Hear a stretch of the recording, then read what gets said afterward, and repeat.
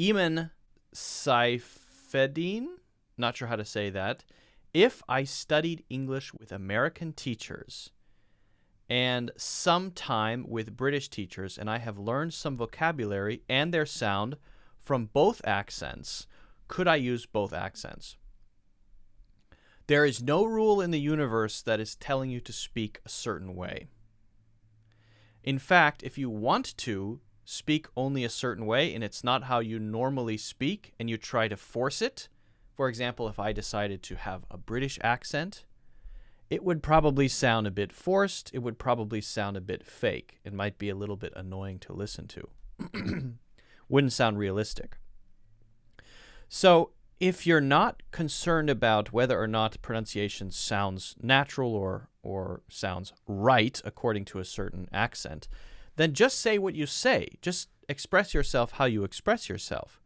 There are people, for example, who were born in the UK but spent most of their lives in the United States, and that affects how they speak. That affects their accent, the way that they communicate.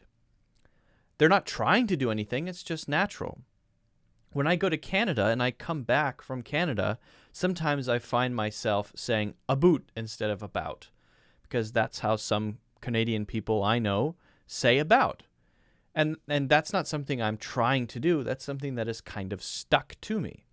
So some things that rub off on you when it comes to accent, pronunciation, or word choice, some things are just natural consequences of being around people, of having classes with both American English teachers and British English teachers. And that's fine. Now, if the question is something like, I want to sound more like an American, or I want to sound more like a British English speaker, well, then you have to make some choices to get to a point where you sound naturally more like a British native speaker or naturally more like an American native speaker.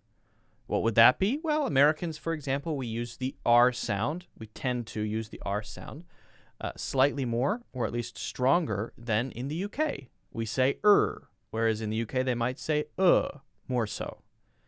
All right, so that's a choice you could make, and you could work on that and work on it to a point where when you speak, people think you sound more American.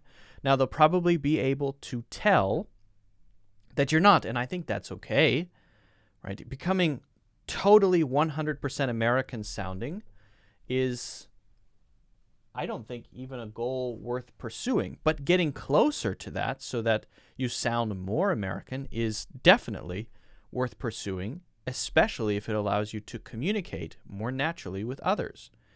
So make some choices. Choose to maybe focus more on the R sound or less, and practice that until it's natural.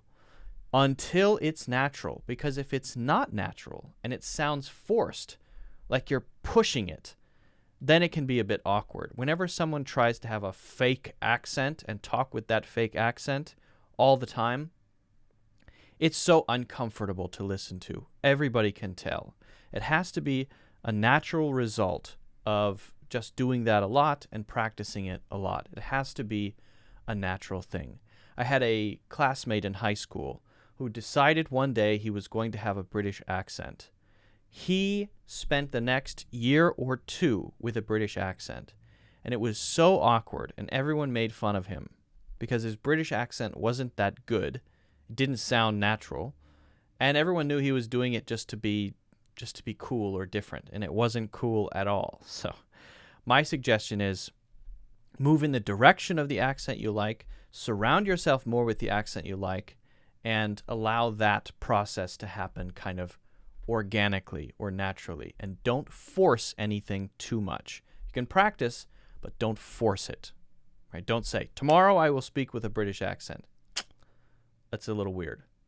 All right, so hopefully that answers your question, Eamon, Emin or Iman. Guys, if you haven't already, make sure you hit the like button. Don't forget to subscribe. Check out the full courses, which are on sale in the links in the description.